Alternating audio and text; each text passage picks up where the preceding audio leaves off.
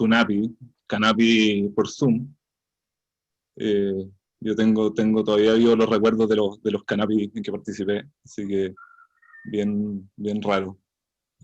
Más allá de la presentación del Panchi, me voy a presentar como para que me conozcan. Bueno, ya saben mi nombre, Cristóbal Guerrero. Yo estoy casado con la hermana del Panchi, la Vale Jensen. El Panchi le digo yo, el padre Panchi, para que no, para no ser falto de respeto. Yo entré a ver, yo entré al movimiento de Cruzado. Hoy día ya estoy grande, estoy casado hace 15 años, tengo 3 niños. Soy profesional hace mucho tiempo, pero todavía me siento igual que como me sentía cuando estaban los pioneros, así que, aunque para ustedes soy un anciano, yo de corazón me siento joven. Así que, ahora, divertido esto de hacer un testimonio también pensando en mi época pionero, porque ha pasado muchísimo tiempo y han cambiado mucho las cosas, la verdad. Entonces, esto es un desafío, y además hablándole a una pantalla, un desafío más grande aún. Así que espero que les sirva de algo, y me perdonan si es que no. Lo primero que quería contarle un poco, yo, bueno, como les decía, yo entré al movimiento de Cruzado, estaba como en sexto básico cuando entré al movimiento, y entré por una casualidad, porque mi hermano lo habían invitado a unos compañeros de curso, iban ahí a jugar fútbol, qué sé yo, como que era una cosa, me lo vendió así. Dije, qué entretenido, partí, mi hermano duró un día, después nunca más volvió, y yo me quedé ahí solo, no tenía, digamos, mi único vínculo era mi hermano, así que duró un día, por lo tanto me quedé ahí como por un poquito porque me llamó la atención, me quedé. Y ese año, al año siguiente yo pasaba pionero, y me invitaron a un campamento que fue un campamento que se hizo en Puyehue en esa época, y yo no fui. Eh, y al año siguiente me llamaron y me dijeron, oye, mira, vamos a formar un grupo, ¿queréis venir? Y dije, ya, ok, voy. Fui como a mirar, esto en Campanario, acá en Santiago, y llego a la casa de las campanas, no a la casa de las campanas, a la casa principal de Campanario, y me encuentro con un amigo que me dice, oye, mira, vamos a hacer este grupo, qué sé yo. Y yo le dije, oye, ¿cómo estuvo el campamento? Entonces me dice, no, bien, hubo algunos problemas, fue un desastre ese campamento, porque llovió todos los días, la gente estaba metida en un galpón, no pudieron hacer casi ninguna de las actividades, además que como se me habían comprado ahí, no me acuerdo qué curita había encargado unos pollos que se lo habían conseguido de donación, pero estaban podridos, entonces todo el mundo se enfermó, fue un desastre. Entonces me empiezan a contar un poco cómo había sido. Entonces yo decía, bueno, pero ¿cómo es la rutina? Yo nunca había ido a un campamento, no sabía lo que era. Entonces me dice, no, mira, nosotros nos levantamos temprano, rezamos, después viene el desayuno, después tenemos una charla, después teníamos otra oración, después viene el almuerzo, después había algún juego, y después teníamos la misa, otra charla, una cosa así me cuenta. Íbamos entrando hacia el sector de la iglesia Campanario, y yo escucho todo esto, y le digo, oye, ¿sabes qué? Disculpa, pero me doy la vuelta y me voy. Dije, no, esto no es lo mío. No sabía muy bien cómo decirle, pero dije, chao, me voy.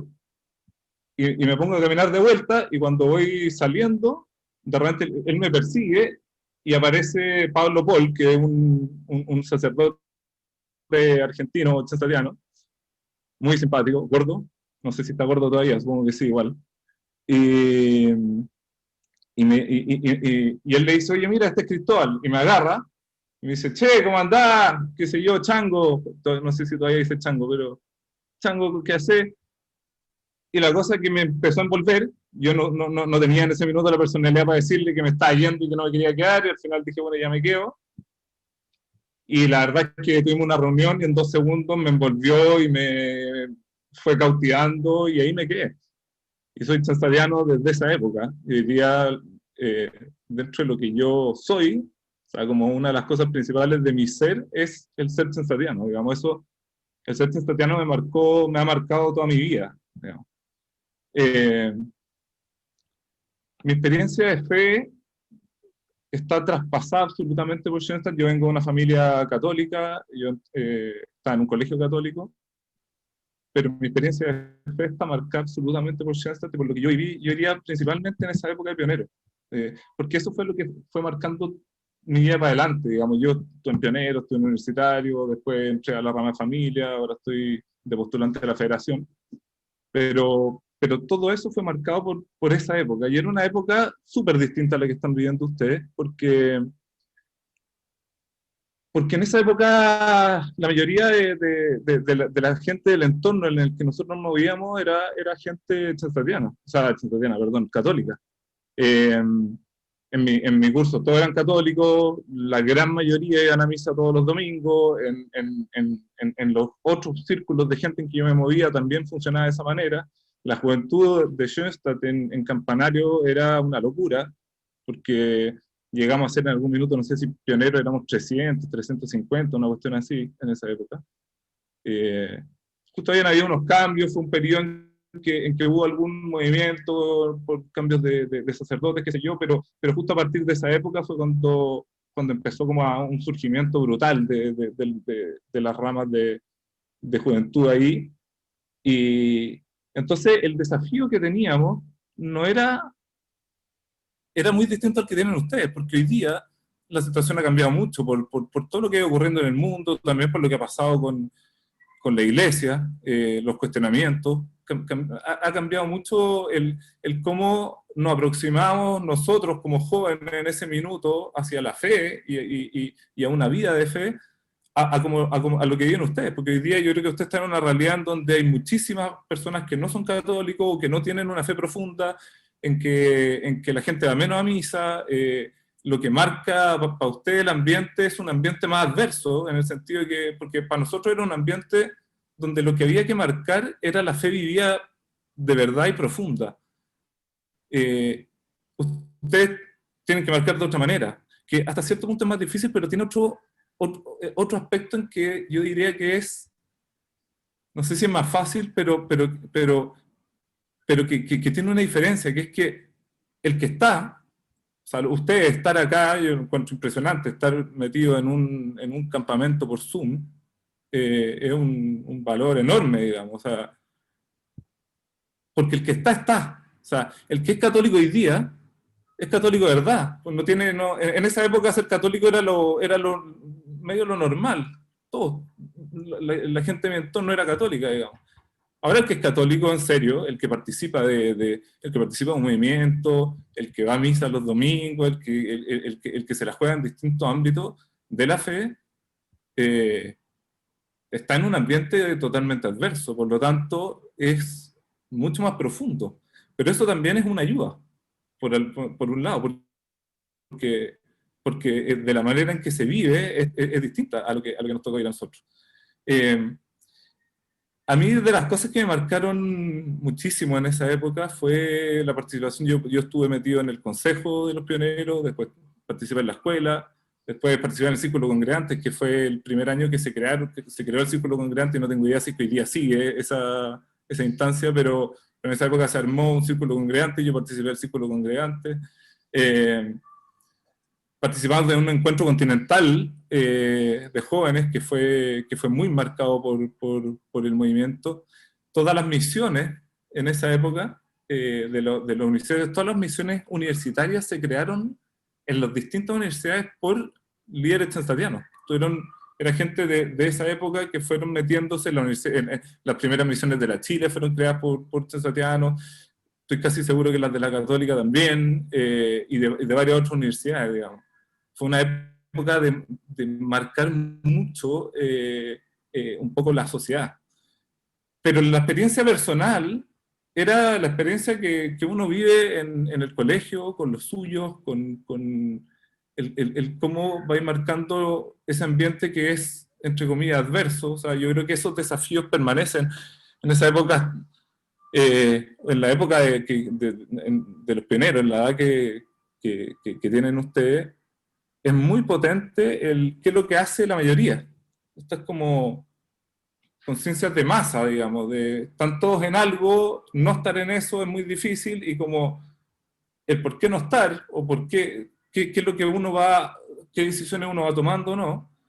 Y a mí lo que me pasaba pasaba es que lo que yo encontré en Schoenstatt en esa época era un movimiento que lo que me marcaba no era el cómo hacer las cosas, no me mostraba un Dios que te decía, mira, las cosas se hacen así, no se hacen así, esto es lo bueno y esto es lo malo.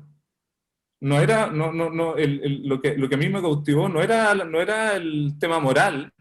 Entre mis cercanos la pregunta siempre era, ¿qué tengo que hacer? ¿Hago esto o no hago esto? En esa época muy marcado hacia los sacerdotes, les preguntaban todo. Hoy día yo me imagino que eso ha cambiado un poco, pero eh, a mí lo que me cautivó es que la invitación que me hacía el movimiento era a poder descubrir quién soy yo realmente y poder cultivar una relación profunda, personal con Dios, con un Dios de verdad con el que fui cultivando una relación en la cual me fui conociendo y fui tomando mis decisiones en libertad. Y eso, de alguna manera, fue marcando un camino, una ruta, y fue un quiebre total con lo que yo venía viendo entre mis hermanos. Mis papás, del que más estaban preocupados era de mí.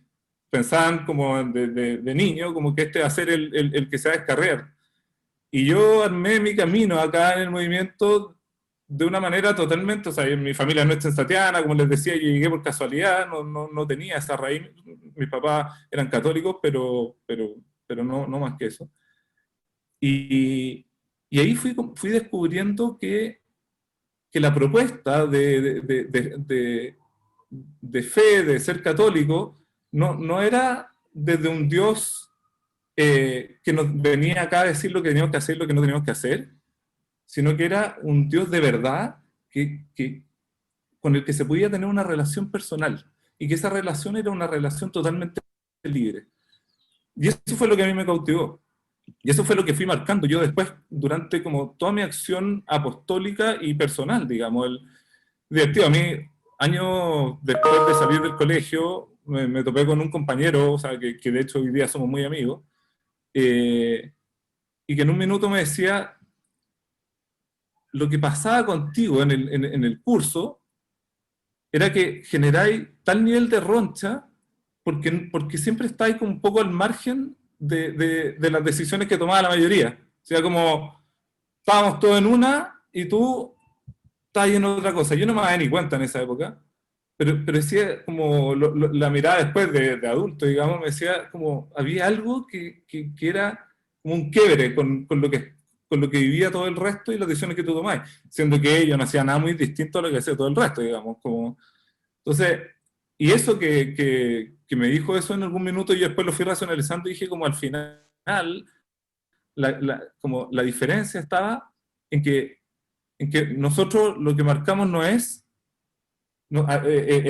como yo entendía la fe, como entendía el ser católico, como entendía el ser cristiano, no era erigirme en un paradigma moral, en decirle al resto cómo tenían que vivir su vida, en estar marcándole a la gente que está haciendo las cosas bien o mal, sino que en yo poder hacer un proceso personal de descubrirme y descubrir lo que Dios, en el fondo, el por qué Dios me creó, cuál era el sentido que tenía mi vida, y a la luz de un diálogo constante y personal con Dios, y eso como marcaba cómo yo iba tomando actitudes o determinaciones como fundadas en esa libertad, pero esa libertad y esa estructura de encuentro con Dios personal que se materializaba o se hacía pleno en la comunidad. Y eso era lo otro que a mí más me llamaba la atención, me marcaba que en el fondo esta no era una fe vivida para uno, para mí solo, no era solamente mi encuentro personal con Dios, sino que era cómo eso se hacía pleno en el encuentro con los demás. Y en definitiva, como ese Dios que lo que te muestra es cómo para lo que estamos es para el amor, para entregarnos a los demás, para poner al otro en el centro, para el que yo me la juegue por mi vida no tiene que ver con que yo quiero vivir mi vida de una determinada manera solamente, sino que en cómo eso genera en mi entorno cercano y no tan cercano un cambio, en el fondo. Entonces,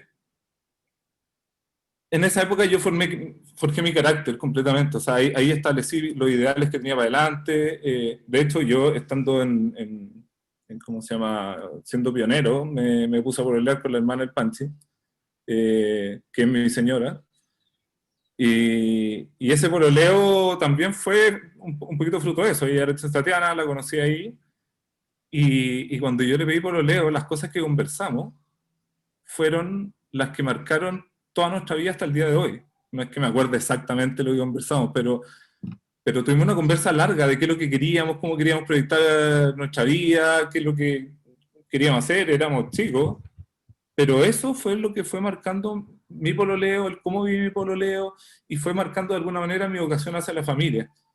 Yo, yo entiendo la vocación, para mí la vocación no tiene mucho que ver con lo que uno va a hacer como profesión, digamos. Después le voy a comentar algo de eso, pero para mí la vocación es, o tienes una vocación religiosa, sacerdotal, qué sé yo, o tienes una vocación hacia la familia. Pueden haber otras vocaciones, evidentemente, pero esas son para mí, en esa perspectiva de cómo lo entendía yo en esa época, esas eran las grandes vocaciones. Eh, y lo demás se va haciendo como desde esa gran vocación.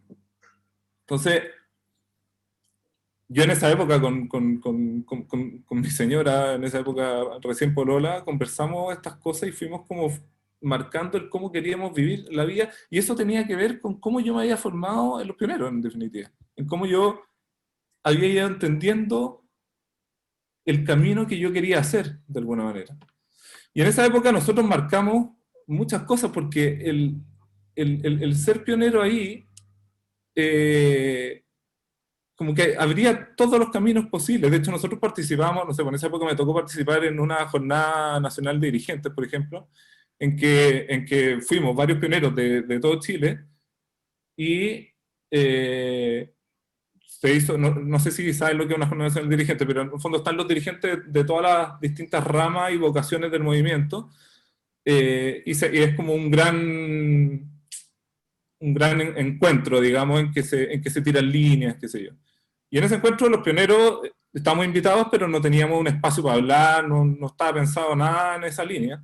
Y nosotros en ese minuto veníamos con toda una línea grande de un ideal que estaba marcado. La verdad que les mentiría si me acuerdo exactamente lo que está marcado, pero yo creo que era mucho con el apostolado, y en un minuto dijimos, ¿sabes qué? Nosotros tenemos que hablar acá, porque están representadas otras ramas, qué sé yo, pero no están hablando de lo que nosotros creemos que va a marcar de aquí para adelante.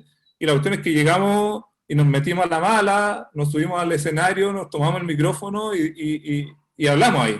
Dijimos en lo que estábamos, dijimos qué es lo que queríamos proyectar, hablamos mucho de cómo queríamos no estar dentro de la masa, de marcar nuestra originalidad, qué sé yo. Y las cosas que nosotros vivimos en esa época son las que también fueron marcando y marcan hasta el día de hoy también en mi acción apostólica dentro del movimiento. Entonces, es muy potente. Nosotros. Cristóbal, una pregunta.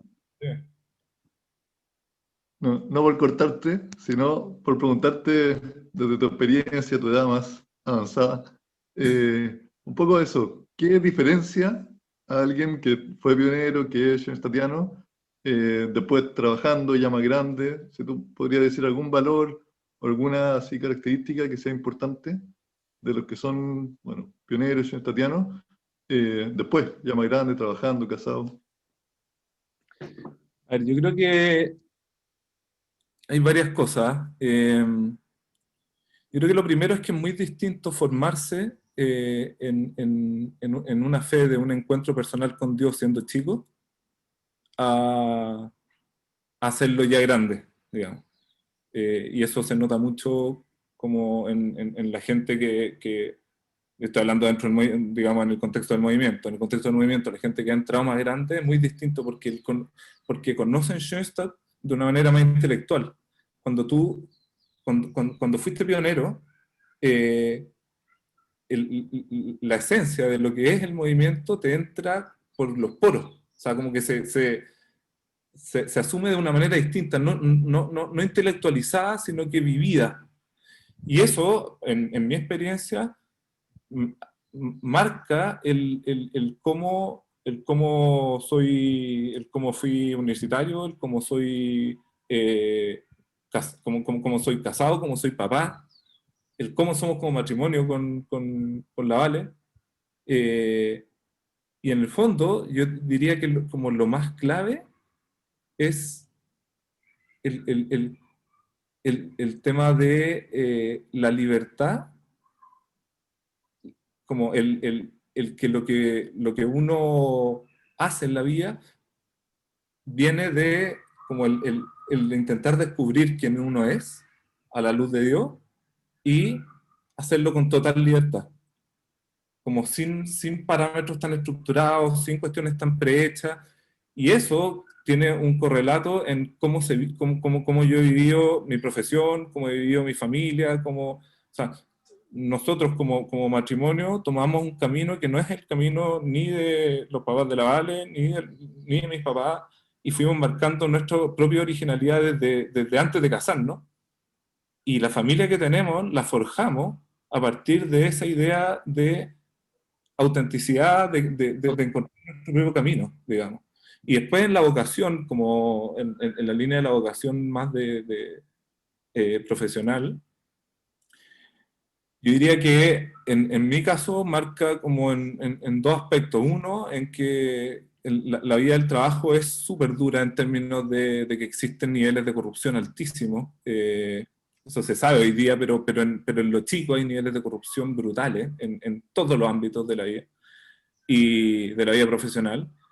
Y en el fondo el tener una fe marcada desde niño, en donde uno a través de los medios ascéticos que te ofrece Schoenstatt fuiste cultivando tu espíritu, tu autoeducación, te hace como enfrentarte a las distintas como desafíos que hay, particularmente a los que son más complejos en esa línea, con una claridad que realmente no tienen otros. Yo no me gusta hablar mucho por oposición, digo como pero es un regalo brutal el poder como haber forjado tu carácter desde niño. Hace una diferencia enorme, digamos, frente a ese tipo de situaciones. Y por otro lado, está la parte más de la vocación.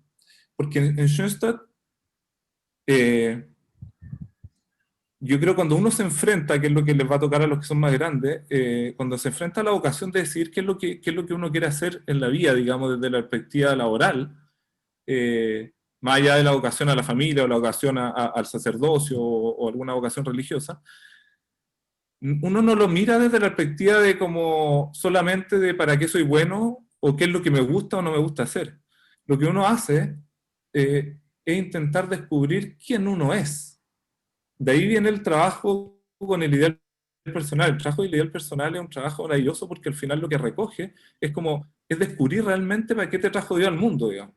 Y eso tiene que ver con meterse en lo más auténtico, lo más profundo de uno. Entonces, yo tuve hace poco una charla con Christian Barken en el colegio, en el contexto del colegio de mi hijo, y que marcaba una cosa que yo creo que es muy senstatiana, sin ser senstatiano. Pero en el fondo decía, cuando uno se enfrenta como a qué es lo que va a elegir como carrera, es un absurdo pensar que la vocación es esta como eh, conjunto de carreras que uno puede estudiar, digamos. Entonces, ¿cuál es tu vocación para lo que hay que hacer después de la vida? No, mira, es que es ser abogado, o ser ingeniero, o ser, qué sé yo, músico. Lo que uno tiene que hacer cuando se está haciendo la pregunta por la vocación es preguntarse quién uno es y dónde se puede entregar, en el fondo, pero a partir de lo que uno es.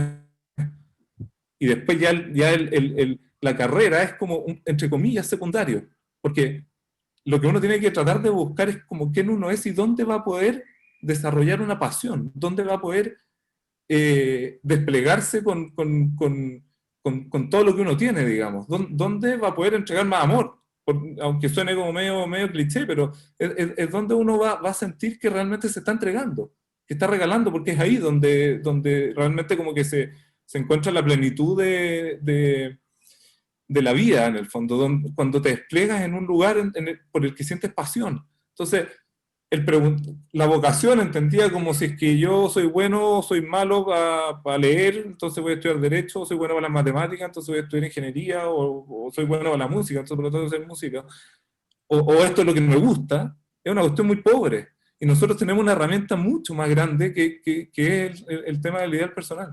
Y eso, cuando uno lo ha vivido desde niño, cuando uno ha cultivado una relación con Dios, cuando uno ha cultivado una relación con uno mismo desde la libertad, desde niño, la diferencia es brutal. Y lo que uno en definitiva decide pasa eh, por entender lo que Dios quiere de ti, y no solamente para lo que eres bueno, digamos.